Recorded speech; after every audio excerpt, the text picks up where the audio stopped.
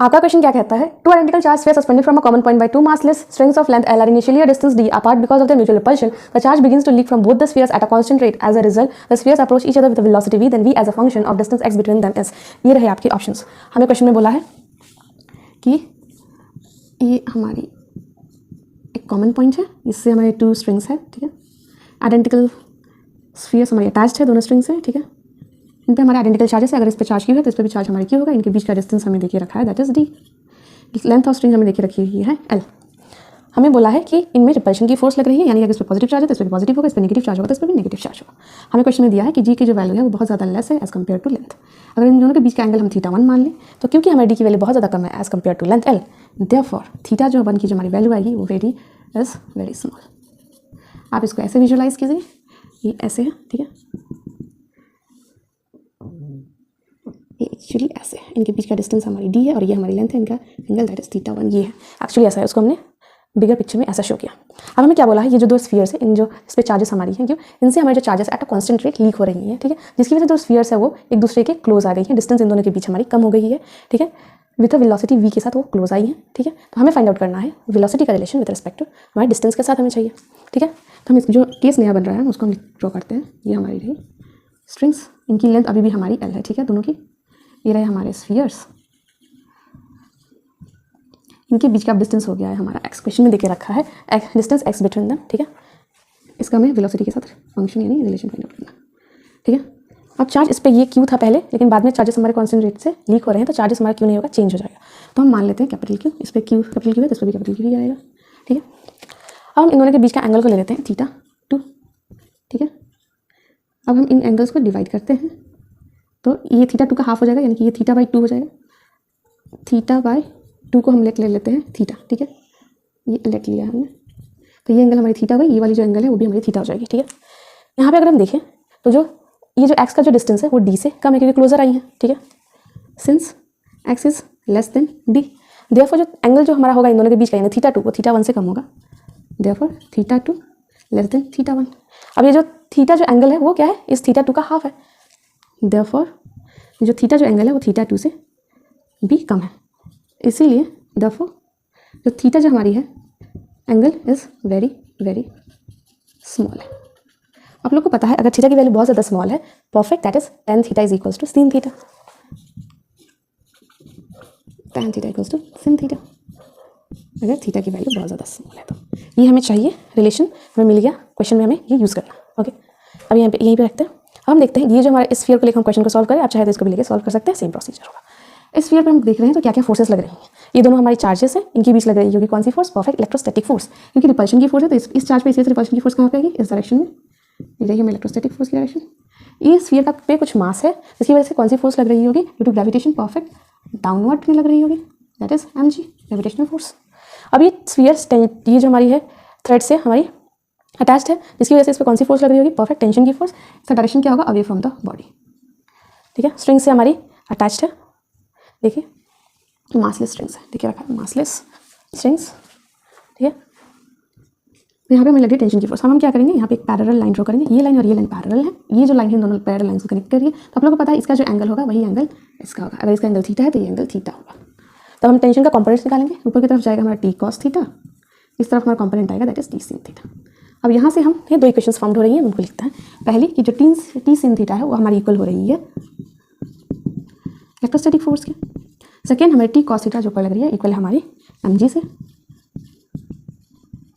हमें टेंशन की वैल्यू नहीं पता इसलिए हम इसको रिमूव करेंगे, देयरफॉर डिवाइड करेंगे इक्वेशन 1 को इक्वेशन 2 से। तो हमें मिलेगा that is T sin theta divide by T cos theta equals to electrostatic force divide by mg। यहाँ पे टी कैंसिल हो गया, sin theta by cos theta क्या होता है, perfect tan theta equals to electrostatic force by mg। अब यहाँ पे आप लोग को पता है कि थीटा की वैल्यू बहुत ज़्यादा स्मॉल हुई तो tan theta equals to sin theta. अब यहाँ से हमें पहले से ही मिल चुका है कि theta is very very small, तो यहाँ पे हमें पहले ही पता है कि tan theta is equals to sin theta. अब आप लोग को पता है कि sin थीटा क्या होती है, perfect perpendicular divide by hypotenuse. अगर यहाँ पे देखें तो ये थीटा हमारी एंगल है, ये हमारी बेस है, परपेंडिकुलर हमारा क्या है, ये है। अगर ये होल डिस्टेंस x है, ये परपेंडिकुलर में डिवाइड किया तो इसकी लेंथ हमारी क्या आएगी, परफेक्ट x/2 ये हुई और ये भी x/2 होगी। तो हमें परपेंडिकुलर हमारी जो डिस्टेंस है मिल गई x/2। हमारी हाइपोटेनस हमारी ये रही, लेंथ देखिए रखी दैट इज l। तो हमारी sin थीटा की वैल्यू मिल गई x/2l। ठीक है। तो हम यहाँ पे देख सकते हैं टेन थीटा, थीटा की वैल्यू स्मॉल है तो tan theta is equal to sin theta की वैल्यू हमें x/12 मिली, तो मैं टेन थीटा की वैल्यू क्या आएगी x/12, यही लिखता x/12, ठीक है।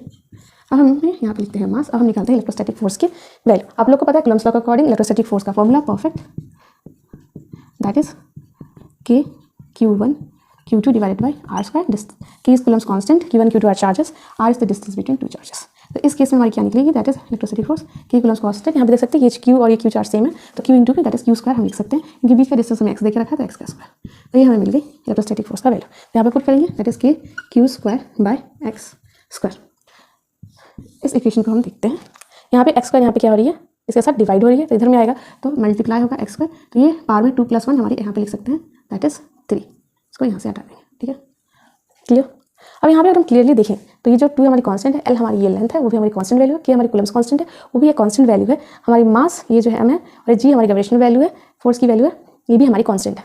जो हमारा जो ये डिस्टेंस है और ये चार्ज है ये कांस्टेंट्स नहीं है, ठीक है, बाकी सारे टर्म्स हमारे कांस्टेंट है। इसलिए हम कह सकते हैं therefore x³ is proportional to charge का स्क्वायर। और हम इन दोनों को रूट ले लें तो हमें मिलेगी वैल्यू रूट x का क्यूब इज प्रोपोर्शनल टू, इसका रूट करेंगे तो क्यूब आएगा। आप लोग को पता है कि रूट को ऐसे भी लिख सकते हैं, दैट इज 1/2, ये रूट है ना, इसको 1/2 लिख सकते हैं, तो प्रोपोर्शनल टू क्यूब। तो हमें मिलेगा ये मल्टीप्लाई होगा 3 × 1/2 आएगा, तो x 3/2 प्रोपोर्शनल टू चार्ज। हमें रिलेशन मिल गया डिस्टेंस का चार्ज के साथ। हमें चाहिए क्या, वेलोसिटी का, हमें चाहिए डिस्टेंस के साथ रिलेशन। तो हम क्या करेंगे, इसको डिफरेंशिएट कर देंगे with respect to time, okay. Therefore differentiate with time, clear लेते हैं। तो हमें मिलेगा दैट इज, इसको हम करेंगे तो जो पार में जो वैल्यू है ये 3/2 है, तो वो बाहर में आ जाता है 3/2। फिर हम x लिखते हैं, फिर 3/2 से हम माइनस कर देते हैं, 3/2 से -1 करते हैं, फिर x जो होता है उसको हम dx/dt लिख देते हैं प्रोपोर्शनल टू। ये जो चार्जेस सिमिलरली ऐसे करेंगे तो देखो यहाँ पे चार्ज की पावर 1 है, तो 1 ऊपर में 1 है ना, चार्ज यहाँ पे कुछ भी नहीं लिखा, मतलब कि 1 है, तो 1 आएगा इधर 1, ठीक है, सिंपली। फिर हम लिखेंगे चार्ज, फिर 1 से हम माइनस कर देंगे 1 को, और फिर लिख देंगे dq/dt, ठीक है। ये 1 है, ये चार्ज हमारा क्यों है, 1 - 1 हमारा 0 आएगा, क्यों चार्ज की पावर 0 हम करेंगे तो 1 आएगा, 1 × 1 1 आएगा, तो इसको हम ऐसे रिमूव कर सकते हैं, हमें मिल जाएगा दैट इज dq/dt, ठीक है। यहाँ पे 3/2 हमारी कांस्टेंट है, ठीक है, तो इसको हम हटा सकते हैं, हम लिख सकते हैं x 3/2 - 1 क्या आएगा, परफेक्ट 1/2, और dx/dt क्या होती है, परफेक्ट वेलोसिटी होती है। कौन सी वेलोसिटी, परफेक्ट इंस्टेंटेनियस वेलोसिटी, लिख सकते हैं v is proportional to dq/dt। आप लोग को दिख रहा है x 1/2 यहाँ पे क्या हो रहा है, इसके साथ मल्टीप्लाई होगा, तो इधर जाएगा तो क्या होगा, डिवाइड होगा x 1/2, ठीक है। यहाँ से रिमूव करते हैं, ये इसके साथ क्या हो रहा है, डिवाइड हो रहा है, तो इसको ऐसे भी लिख सकते हैं इंटू 1x 1/2।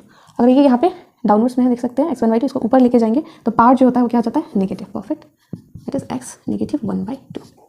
तो ये हमें मिल गया। इसमें हम देखें तो ये जो चार्ज है विथ रिस्पेक्ट टू टाइम, ठीक है, ये हमारी क्या है, कांस्टेंट है। कैसे पता चला, क्वेश्चन में दिख रखा है, the charge begins to leak from both the spheres at a constant rate, ठीक है। तो इससे हम ये कह सकते हैं कि जो v है हमारी डायरेक्टली प्रोपोर्शनल है डिस्टेंस के -1/2 के, हमें रिलेशन मिल गया। अब हम ऑप्शंस देखेंगे तो हम लोग का आंसर हो जाएगा ए।